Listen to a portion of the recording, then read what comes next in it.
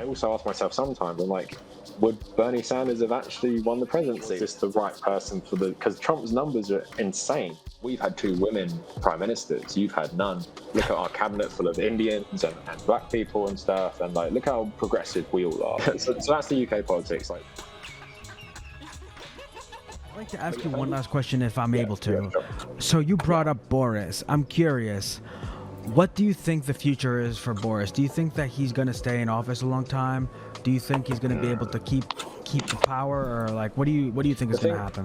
The thing is, Boris Johnson is just really like a lazy person. So I don't think he'll stay in power forever. There's an up and coming politician called Rishi Sunak. He's the richest member of parliament. He's from an Indian background. And that's what the Conservatives are to do. They love cultural stuff, but they love throwing it in the left's face. So, like, look at our diverse cabinet. We've had 2 women prime ministers. You've had none. Look at our cabinet full of Indians and black people and stuff. And, like, look how progressive we all are. And I'm also proud, Mr. Speaker, to say that under this government, we have the most diverse cabinet in the history of this country. And then this guy is very popular. I think he's 39 years old. The public like him. He's very highly rated. So it's going to be like a bit of a war between these people, I think. But Boris won't stay along. But what Boris has brought is Borisism, which is a really toxic blend of nationalism and also cherry picking popular socialist policies. And it's a real winning strategy, and it's really depressing because our Labour Party is so ineffective now. It's been taken over by the Blairites, where they'll promise, like I say, nationalising railways. Could you even imagine Republicans nationalising railways in America? It's literally unthinkable. Talks of in the pandemic, basically what we had was a system called the furlough system. So your company could put you on furlough, and the government would pay 80% of your wages. They did this for a year. And this is a conservative government doing this. So they're not like a conservative government like David Cameron, who's very much like cut, public spending, not worth it, austerity.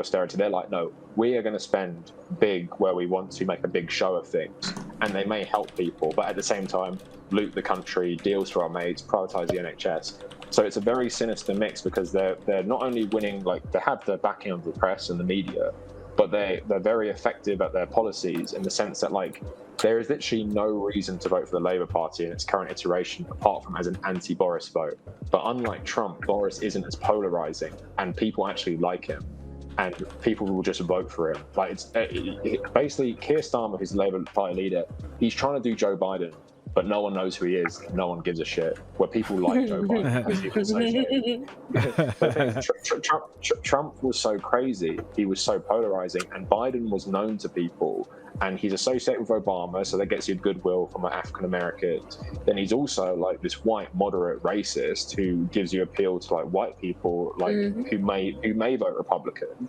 And then that's how his, he had a winning strategy at the end of the day. You can't dispute that. It was a pretty good strategy, and it won. Right.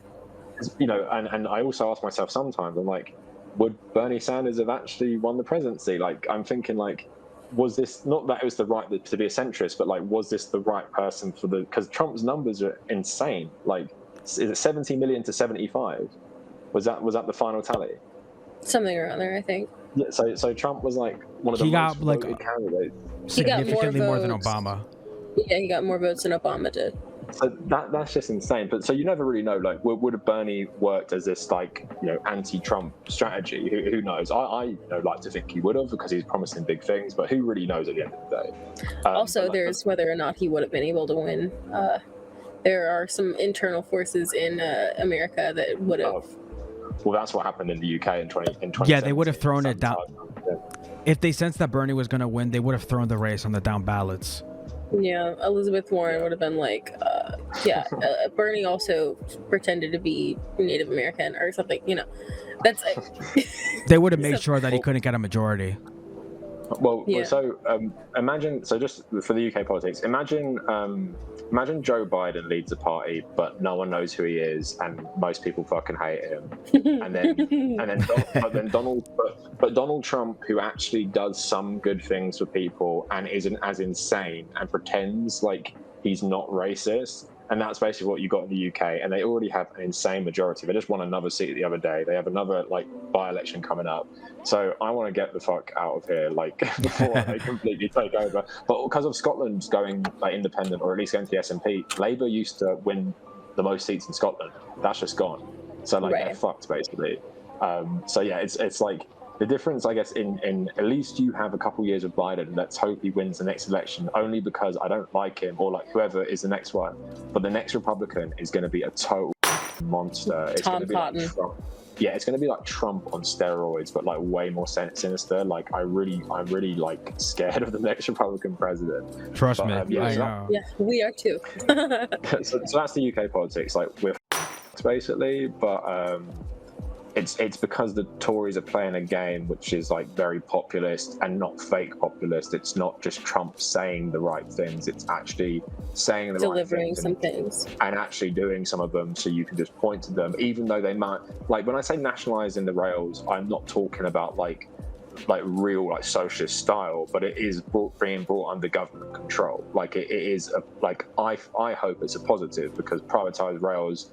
And when I used to pay for my train, it was like a whole day of my wages. Go in 5 days, spend one of those on the fucking train. It's like insane. Jesus. Yeah, so like I don't know.